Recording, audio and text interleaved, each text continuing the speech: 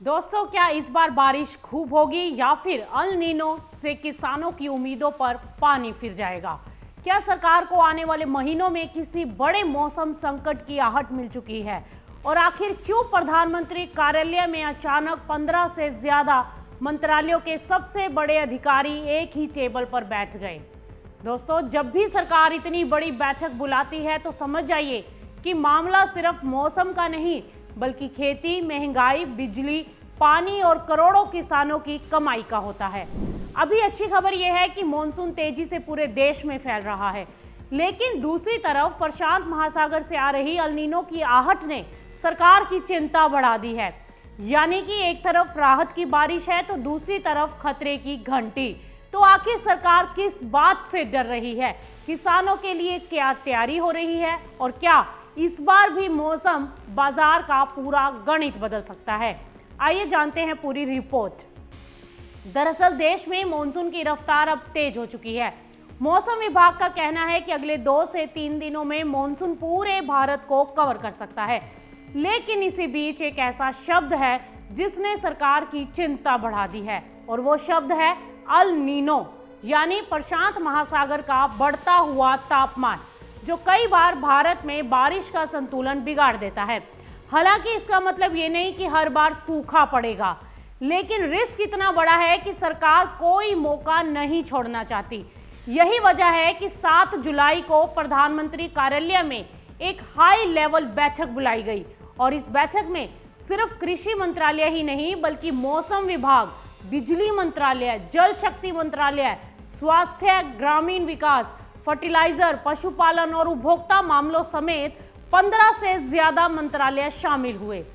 अब सवाल है कि सरकार इतनी तैयारी क्यों कर रही है? क्योंकि अगर बारिश कमजोर रही तो सबसे पहले असर खेतों पर पड़ेगा, फिर जलाशयों पर, उसके बाद बिजली उत्पादन पर, और फिर फसलों की पैदावार, और आखिर में महंगाई आपकी रसोई तक पहुंच सकती है। यानी कि नुकसान सिर्फ किसान का नहीं बल्कि पूरे देश का हो सकता है। इसीलिए सरकार ने 262 संवेदनशील जिलों के लिए विशेष कृषि योजना तैयार कर ली है, और हर हफ्ते राज्यों के साथ फसलों की समीक्षा की जा रही है। बीज, फर्टिलाइजर, बुआई, कीट और बाजार पर लगातार सरकार नजर रख रही है। इतना ही नहीं, सरकार ने राज्यों से कहा है कि ज्यादा से ज्यादा किसानों को प्रधानमंत्री फसल बीमा योजना और किसान क्रेडिट कार्ड से जोड़ा जाए, ताकि अगर मौसम बिगड़ता है तो किसान आर्थिक रूप से टूटे नहीं।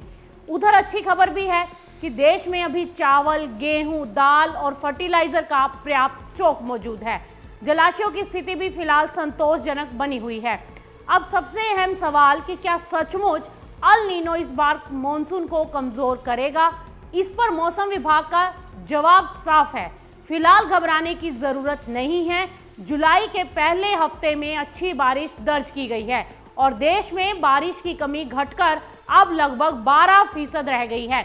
लेकिन क्योंकि जुलाई और अगस्त ही खरीफ की फसलों के लिए सबसे अहम महीने हैं, इसीलिए अगले 30 से 45 दिन पूरे सीजन की दिशा तय करेंगे। यानी फिलहाल राहत है और अलर्ट भी। बारिश अच्छी हो रही है, लेकिन सरकार अल नीनो को हल्के में लेने के मूड में बिल्कुल नहीं।